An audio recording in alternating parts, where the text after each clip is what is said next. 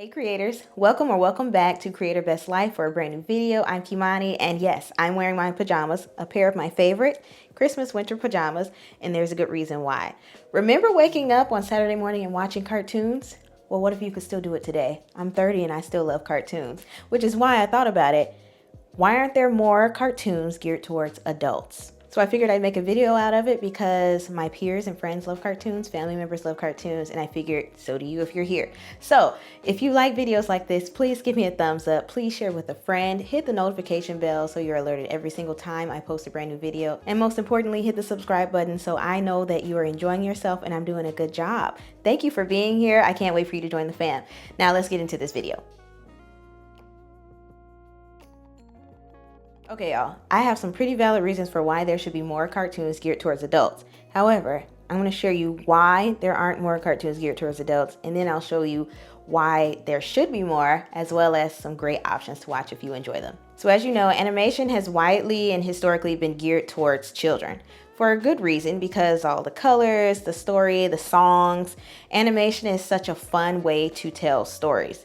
But here are the reasons why they should be geared towards adults as well. Number one, animation is a versatile medium. Basically what that means is animation offers a lot more creative possibilities that live action just cannot do. It just has this visual style, fluidity, and ability to where you can create worlds and characters that defy laws of physics and just overall creativity. Think of Wreck-It Ralph. Those characters are definitely not real. It makes it so much easier for these characters to jump and climb and fly to where you don't have to have wires and safety units in place for actual actors to be flown around. Also for adults, animation provides a way for us to delve into more compelling stories and deeper themes that sometimes aren't available in animation that's typically geared towards children. Plus other mediums can't typically deal with it either. So whether that means surreal visuals, animated worlds, or just exaggerated sets of emotions. Okay, number two, expanding storytelling boundaries. Adult cartoons just allow for a broader range of storytelling, especially when it comes to tackling taboo, complex, or mature topics. Animation offers a space where creators and storytellers can attack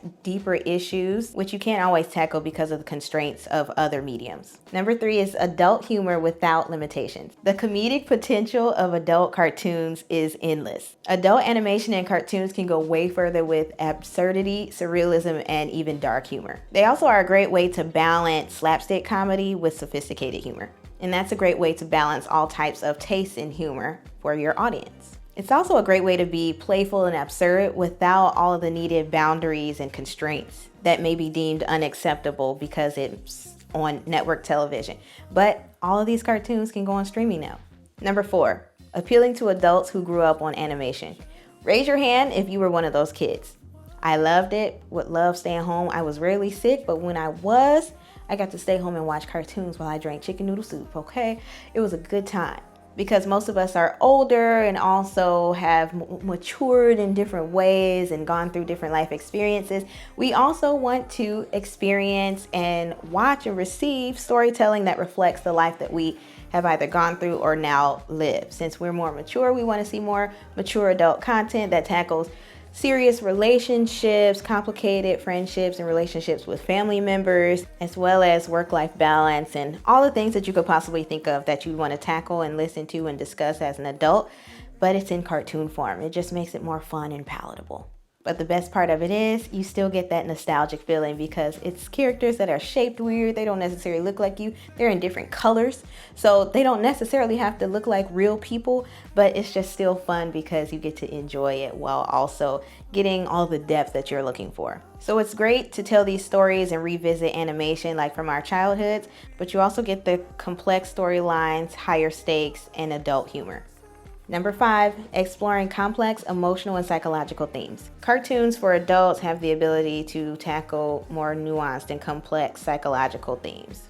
Animation as a medium can exaggerate emotional moments or even show inner thoughts and feelings that are visually striking. These exaggerated visuals of emotions can make those emotions feel more vivid and larger than life, as well as make them feel more immediate and even helping to express psychological struggles, heartbreaks, and joy in ways that feel deeper and make you feel more connected to other people. Number 6, creating diverse and inclusive representation. Adult animation can be a powerful tool in creating diverse and inclusive content. Like I said previously, the characters don't have to look like you, but they also can. You can have people that are a range of brown skin tones. You can have people that have a range of other lighter skin tones, as well as different eye colors, hair textures, body shapes, body types, size, weight, disability. You can have characters that may have a speech impediment. All of these things are ways that you can change your character and visually tackle different themes and topics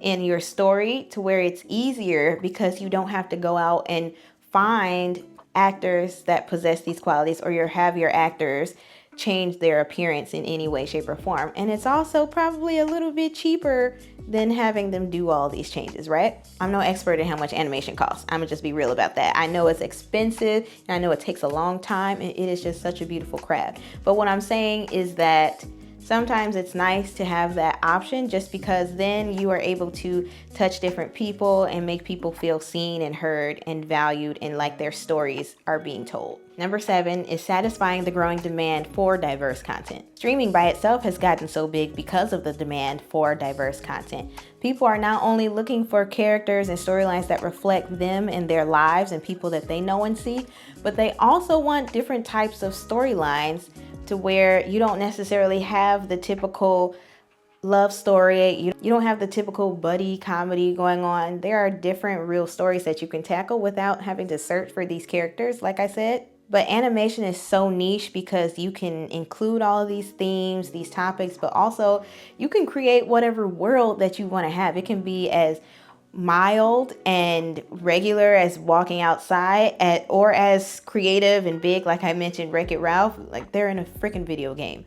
You can make it whatever the heck you want it to be, and it could be this totally made up place that just blows everything else out of the water. Just visually stunning. And unfortunately, that's something that other mediums like regular live action TV shows and movies just can't do. And that is what makes animation so freaking special. It also allows for reaching your audience who has different tastes in, like I said, comedy, whether that is satire, dark humor, slapstick, and even people that like things that are more visually stunning or visually diverse, as opposed to the typical, like, these are just characters that we see all the time. For example, we have Scooby-Doo that we used to have. We had the Jetsons.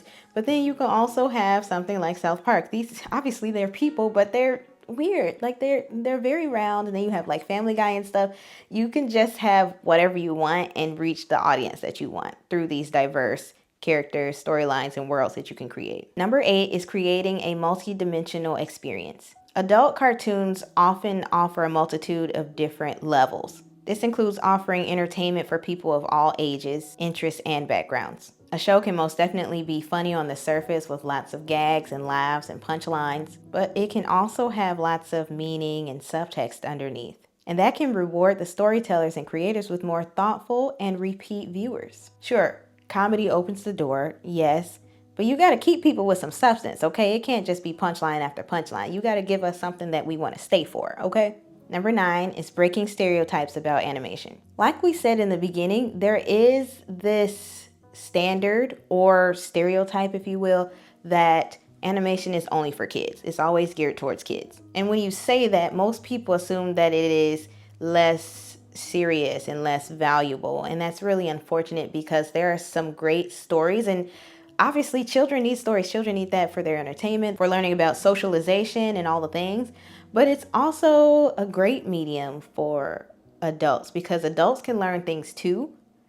But also, sometimes you just want to zone out and watch something that's good, and you don't necessarily want to see Brad Pitt, Denzel doesn't need to be in this, So that's why adult cartoons are so special and important, because of the fact that they are tackling all of these other deep themes and topics that we love to discuss. By expanding the scope of what animation can be, it's elevating the art with adult animation, just because of what beautiful and thought-provoking and compelling stories we can tell, and just how deep they can be. And it also pushes back against this idea that they can't be serious and deep and compelling and thought-provoking and intelligent and really creative humor included in it. So it doesn't have to be a stereotype. It defies the stereotype. And I think that we should use it as creatives, but also use it as people that enjoy the art form in general. And number 10, the animated aesthetic resonates with audiences. And by audiences, I mean today's audiences, because animation has grown so much in the past, 40, 50? When did 40, 50, Lord, when did Snow White come out? The 20s? So animation has changed a lot over the past 100 years for sure, at least, because I don't even know when the first animation occurred. But I think that, and I'm gonna put it right here, when the first animation was recorded. I don't know if it's going to be completely accurate because everyone's, research is different, but what I can find is going to go up here. I think that now that there is so much animation out there, it's just really a ton of content out there just in general. But the fact that there is so much animated content out right now, we have regular cartoons, we have anime. Anime has blown up, and like the K-dramas, and it's just so freaking good. Like, it's just so many shows and movies out right now that are such good quality in terms of the storytelling and the animation themselves that the possibilities are endless in what you can do with it. Just the storytelling is grand.